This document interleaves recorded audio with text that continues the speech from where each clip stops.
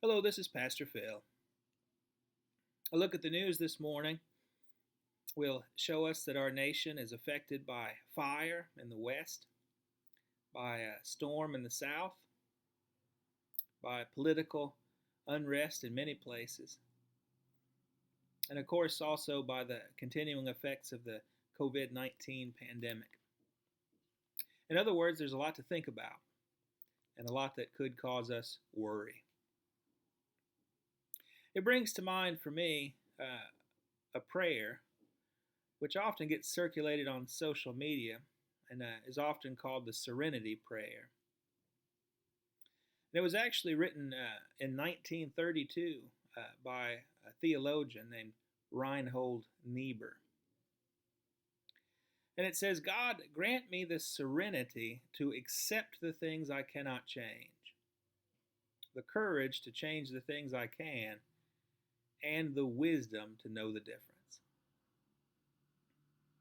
I find that to be a helpful guide in times of stress and strain and worry, because it reminds us that as limited creatures, there are things we simply cannot change, and worrying ourselves to death over them is not going to help anything.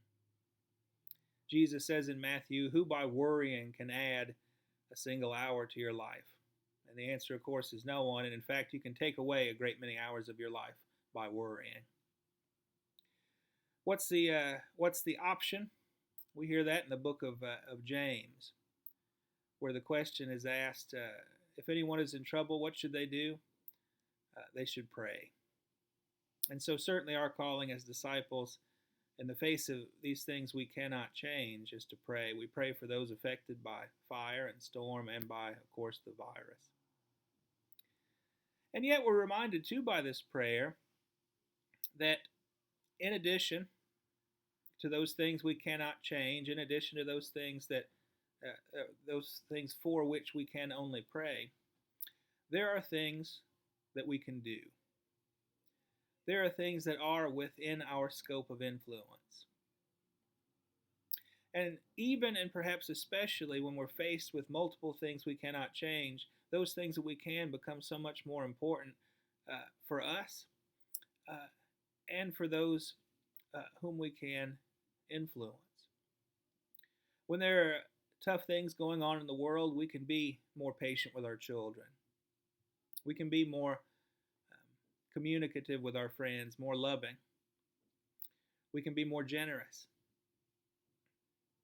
We can ask ourselves in the face of these things we cannot change, what might I courageously do to bring good into the world today in the face of all this negativity?